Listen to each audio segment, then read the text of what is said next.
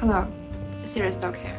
How many of us are actual human beings who sometimes feel so lazy that they don't want to do things that they need to do? Never again call yourself lazy. In order to cope with laziness, or actually the lack of energy, you need to create some inspiration.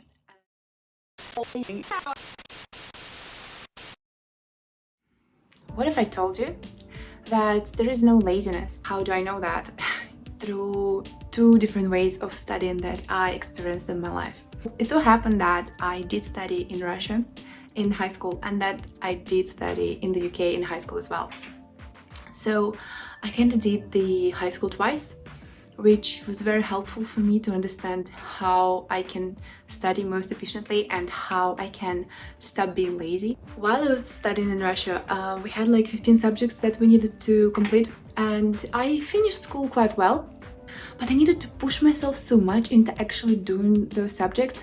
I didn't always feel like I want to do them, and I felt so lazy and so exhausted. To be very honest with you, I think I could have done so much better. Like, for example, in maths, I got a B. In Russian system, we have from 2 to 5, 5 being the best grade and 2 being like you failed it.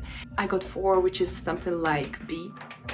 And the teacher in maths actually also told me, she told me that B is like my highest grade they can get, and I will never be able to get any grade better because I'm just not smart enough.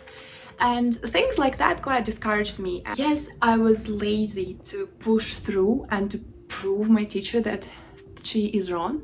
Maybe this is what she wanted to do, because some teachers actually have this kind of mindset that the more they tell students that they are stupid, the better the students will be in the future. That's one of the tricks that our teachers in Russia did. But no offense, it's their method of studying, didn't work on me. No. When I came to the UK, long story short, I couldn't go into the top UK university with just finishing high school in Russia, because we don't have IB or we don't have A-levels there or anything similar to that. And when I came to the UK, I chose to do maths as one of my subjects. I chose economics, maths, geography, and that's it. That's the 3 subjects that I chose. But then in maths, the teacher told me that I'm so good at maths, I should do further maths as well. And of course I was good at maths because I already did high school, but at the same time, the maths in Russia was very different in the sense that it doesn't have the mechanics part, it only has like algebra and geometry, and it's quite different. While we don't do mechanics in Russia, we do physics, and in physics I didn't get good grades. I didn't even try to do physics.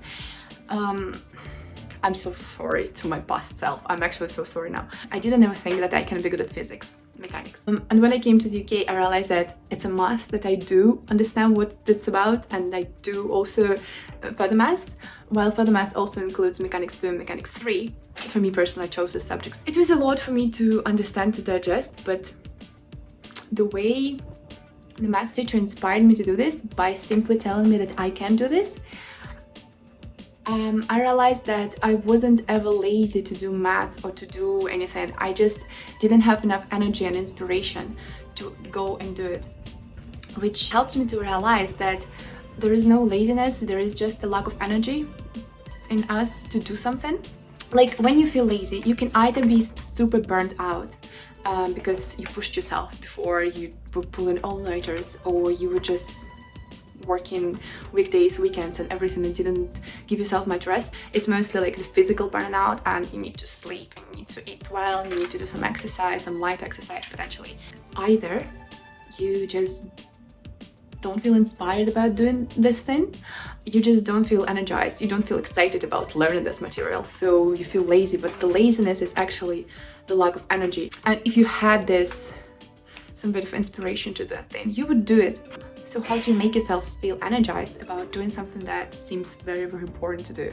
What I realized when I was doing maths in England, I didn't focus on the end goal. I didn't think much about what kind of grade I want to get, or of course I had a goal in my head and I thought, okay, I need an A star, ideally, yes, of course, but I wasn't so focused on this. I was focused on enjoying the process as I'm doing it, as I'm going through it.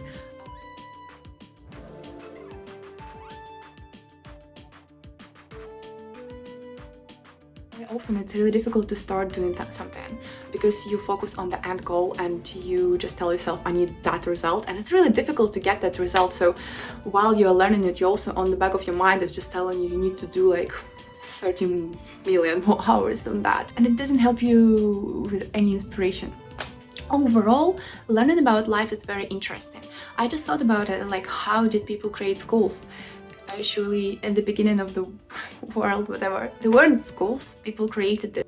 It all started with someone being inspired to learn it and someone feeling engaged in the process of doing that thing. The world is very interesting when we don't think about it in terms of grades and in terms of what university you need to get to and in terms of all the difficult things in life that we need to go through. The world is very interesting when we just focus on the process of doing something. Basically, the main idea is, in order to cope with laziness or actually the lack of energy, you need to create some inspiration. And how do you create this inspiration? How do you get inspired?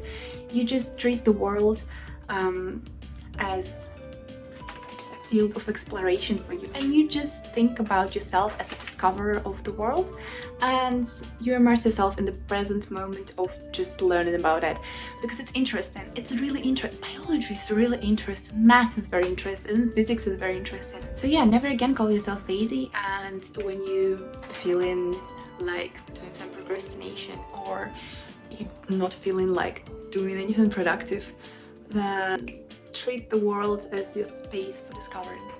And good luck with your studies. You can do your very best.